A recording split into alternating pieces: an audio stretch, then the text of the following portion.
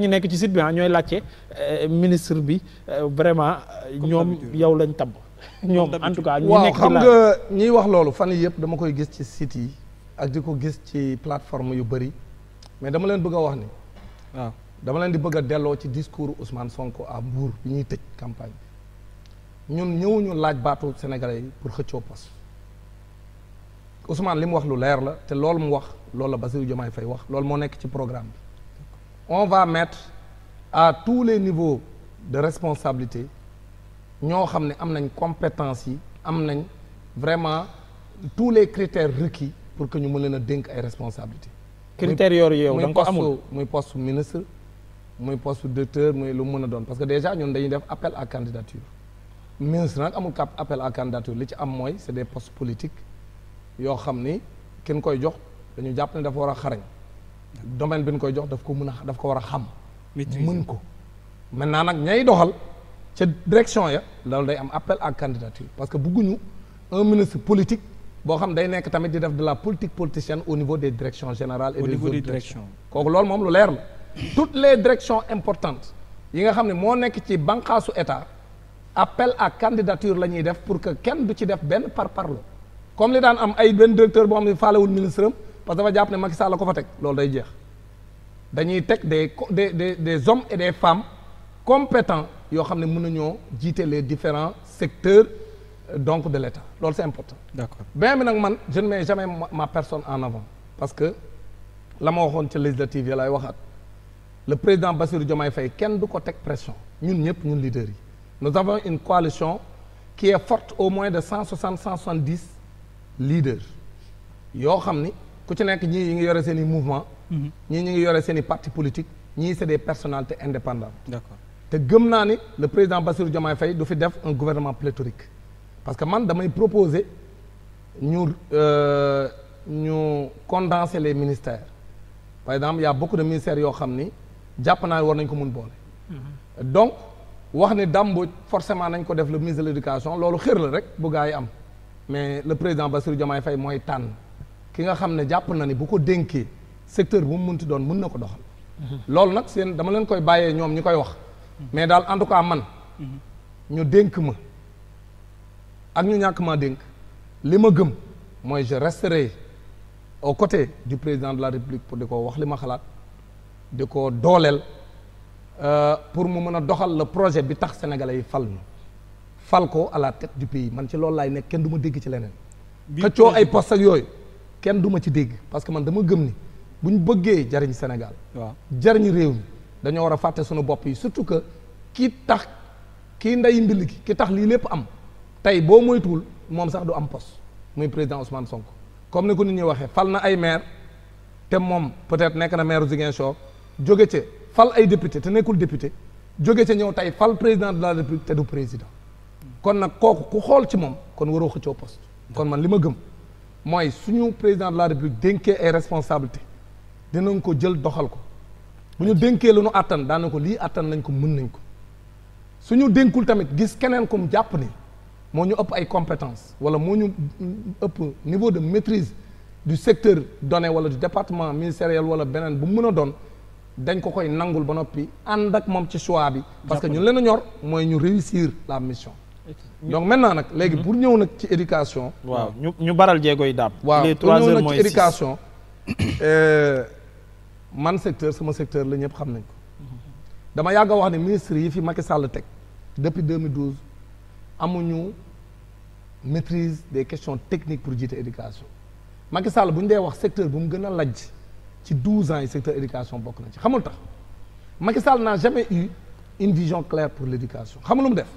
il a fait du pilotage à vue c'est-à-dire dafa ñëw fekkoon fi régime boo xam ca la bokkoon muy régime Ablaye Wade li mu fi bàyyi woon ca la continuer ba léegi amul benn réforme majeure bu mu def dafa fekkoon Macky Sall teg le PDF dafa fekkoon Ablaye Wade teg le PDF mu ñëw gis ni comme PDF la Ablaye Wade tegoon te da doon xool nu muy def ba effacer li fi Ablaye Wade defoon mu ñëw créer le paquet à l'époque je le disais mu sukkandiku woon sur l'équité la transparence voilà de l'éducation mais en réalité lam doon wax ne moom mooy objectif bi moom réglé wu ko parce que équité territoriale bi ñu doon wax sur l'éducation nga xam dañuy yemale Sénégalais yëpp boo di compter du am ñëpp yam ay les mêmes chances de réussite. assises yu loolu waaw def na fi ay assises en 2014. parce que en 2014 dañu def les assises de l'éducation et de la formation moom Macky Sall moo présidé le conseil président la fin des ateliers ñu def les recommandations fortes jóge fa recommandations yi bi ñu ñëwee mu jël ci ay décisions les 11 décisions présidentielles mais la mu jëloon à l'heure du bilan on voit que le président Macky Sall respecté wu ci dara donc Macky Sall dafa laj ci éducation maintenant c'est vrai qu'en 2022 dem nañ fi ay grèves mu yokk salaire yi et cetera parce que y avait des dysfonctionnements au niveau de la rémunération et ba léegi on ne respecte pas les dispositions de la loi soit 6133 portant statut général de la fonction publique yi nga xam si moom mooy wax nan la ñuy fayee liggéeykatu nguur gi donc foofu Macky Sall foofu tamit dafa lajj naam yi augmente nañ les salaires mais les enseignants se sentent toujours lésés mais li ma bëgg a wax ci programme président Bassirou Diomaye Faye mooy que ni c'est un programme qui va révolutionner l'école sénégalaise day jël ay jéego yoo xam mosu ko jël parce que la posture souverainiste bi ñu doon wax nga xam ni dañ ko arrimer sur les 8 pôles économiques de développement gis nga bu ñu xoolee éducation dafa nekk un pilier très important ci li nga xam moom la bëgg a def parce que ci partie bi mu tuddee le capital humain et le cadre de vie foofu la waxee ci éducation le président Bassirou Diomaye veut vraiment révolutionner le système éducatif sénégalais parce que xam nga suñu premier jafe-jafe bu ñu am et que certains pays africains ont réglé comme le Rwanda parce que ñun dans les différents classements comme le classement PISA ou le classement de Singapour nous le Sénégal on a toujours été cité parmi les pays ayant le système éducatif le plus performant sur les critères de performance si tu prends la première étape au niveau du préscolaire élémentaire xale bi mën a bind donc mën a bind l'écriture xale bi mën a lire la lecture ba noppi mun mathématique nga xam ne ñetti critères yooyu dafa nekk les critères majeurs pour évaluer la performance d'un système éducatif par rapport ak le niveau bi élèves yi di am sur ces 3 critères ñun Sénégal on est faible pourquoi parce que dañu jël suñu système éducatif jox ko ñoo xam ne ay bailleurs lañu yoo xam ne système boobu day changer presque tous les 2 ans tous les 3 ans nga xam dañuy ñëw bu tayee ñu ni on applique le curriculum bu subaa ñu ni non actuellement ils sont en train d'appliquer un programme qu'ils appellent RELI nous pensons que tergiversation yooyu ñu def ak xale yi ni ñu leen brouillé bokk na ci li ñu tardeel ba tey aujourd'hui ñi am des élèves de 6e je vous dis tenez-vous bien des élèves de 6e et parfois même des élèves de 5e qui ne peuvent pas lire correctement lire laa la wax alors que notre système éducatif autant yàggul des élèves de 5e analphabètes quoi élèves waaw voilà élèves 5e presque analphabètes mënuñu lire alors que autant ñun élèves C2 bu moyen à l'époque daf doon mën a bind lettre maanaam bu njëkk boobu amul comme léegi les réseaux sociaux xale bi daf doon mën a bind lettre déjà à l'étape à l'entame de la deuxième étape donc man duñu jàpp ni bu ñu demee ba xale boo am day dem ba am en troisième parce que li ko waral mooy programme yi ñu appliqué yëpp ay bailleurs ñoo jóge fa la imposer ko Sénégal maanaam moomuñu suñu système éducatif c'est-à-dire nous avons un système éducatif extraverti alors que réew boo bëggee développer da ngay moom système éducatif moo tax dans le programme du président Bassirou Diomaye Faye il y a une réforme majeure une réforme stratégique qui est la réforme de la langue d'apprentissage c'est-à-dire que aujourd'hui dañu bëgg que xale bi di dal bas au niveau de la première étape avec la langue bi nga xam moom lay làkk këram c'est-à-dire que ñu introduire la langue matricielle au niveau vraiment de la première étape ba nga xam ne xale bi contrairement ak li certains di wax que bu loolu boo ko defee dafa am ay séeréer dafa am ay joolaa c'est la langue n'est pas la connaissance la langue médium la pour atteindre la connaissance donc xale bi contenu bi su ko xësee am ak fu ñu ko mën a jaarale lii par exemple bu dee genre canal de communication canal la rek du dara maanaam xale bi soo ñëwee nga bëgg a wax benn affaire par exemple boo xam ne këram ni mu koy tuddee yow da ngay ñëw ci école bi muy doog a yegg mënagul français mënul dara nga indi un blocage léegi nga ñëw boo ko nee 1+1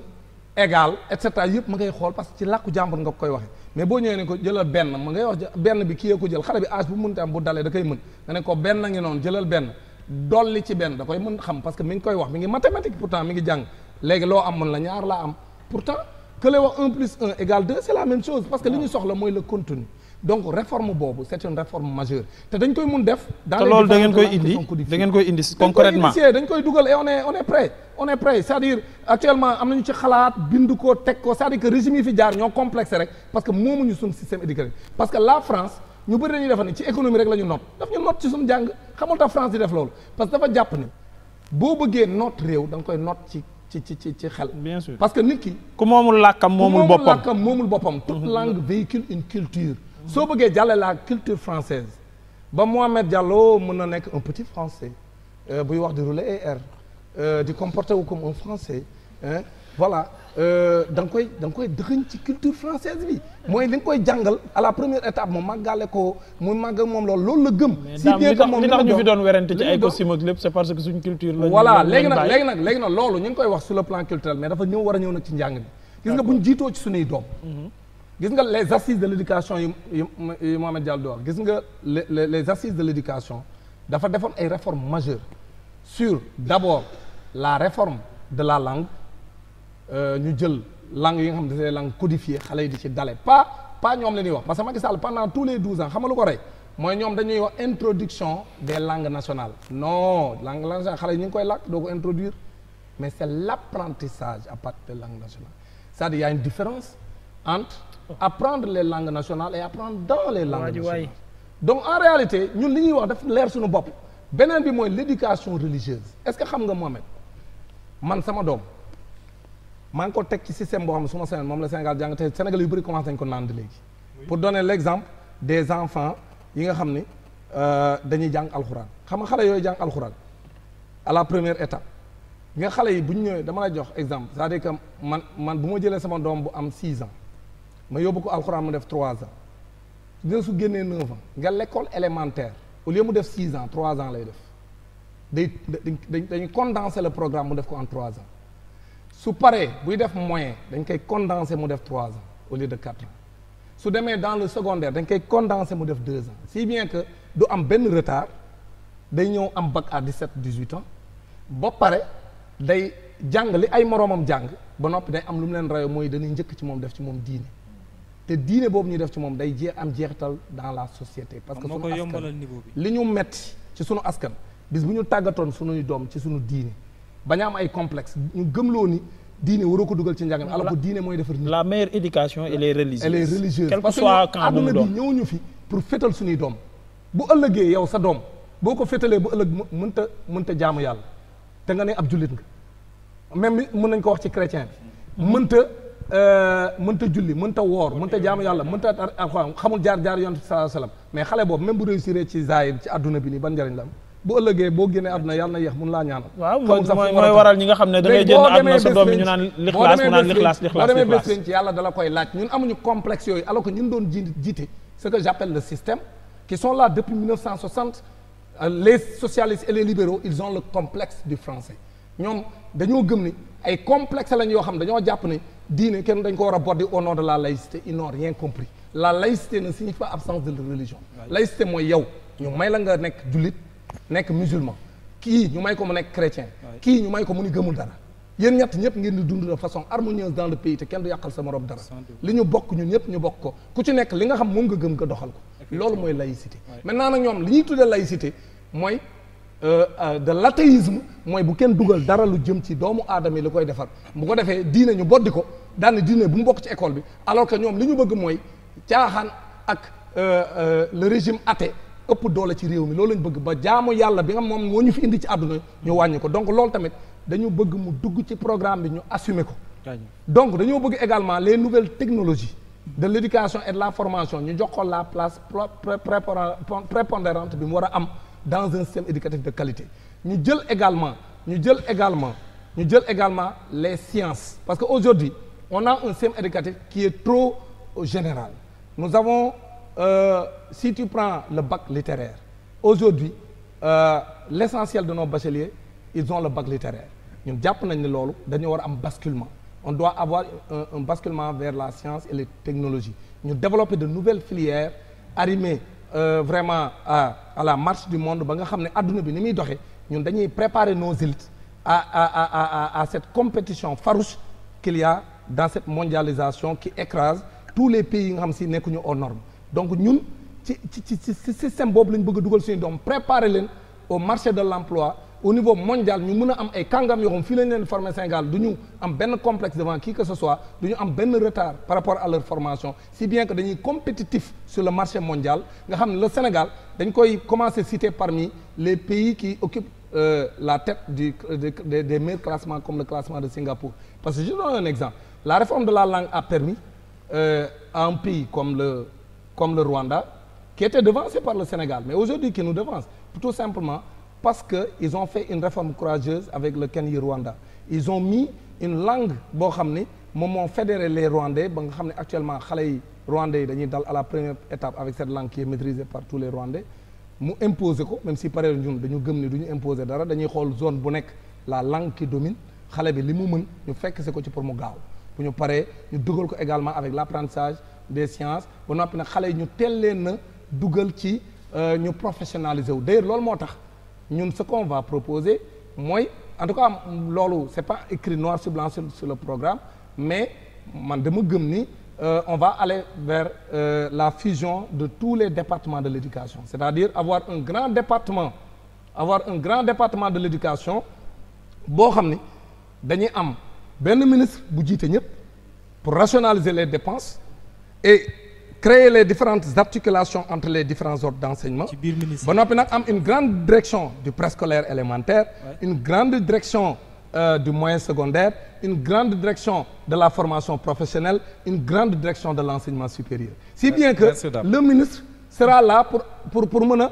articuler loolu lépp parce que bëggatuñ suñuy doom di génn ci école bi te duñ mun dara soo xoolee xale yi dañuy am bac mais suñu paree ñoom ñëpp dañuy dem seen parents yi di leen fayal pour ñu defi leneen alors que tout ça peut être articulé de telle sorte que l'enfant qui sort de notre système d'enseignement il devient tout de suite opérationnel sur le marché. Merci. Donc vraiment ça c'est des idées que nous avons et que nous allons matérialiser et avec le président Bassirou Diomaye Faye nous pensons que le Sénégal va vivre une ère boo xam ne dañu xam ni ñu ngi doog a am li ñu soxla et vraiment suñuy doom dina leen tàggate noo xam ni dinañ compétitif ba day am jeexital ci développement réew parce que réew mënut a développer te njàng ma ak njàngale ma baaxul le socle du développement c'est l'éducation donc loolu le président Bassirou Diomaye Faye loolu la comprendre loolu moo nekk ci le projet qui a été présenté aux Sénégalais et qui nous a valu ce plébiscite parce que nous avons été plébiscités par le peuple sénégalais kon nag man wax naa jàpp naa ne daal wax dëgg yàlla ak kuñ ko mën a dénk éducation ak kuñ ko mën a dénk su fekkee tu comprends les enjeux maintenant yeneen nag loolu li ma lay wax ni c'est les questions structurelles maintenant il y a des questions conjoncturelles yoo xam ne tamit il faut éducation bi et loolu ça a été accepté parce que loolu mooy li nga xam ne ci partie yi nga xam ne parce que programme bi dafa am loo xam ne moom mooy les grandes lignes parce que programme bi détaillé wuñ ko trop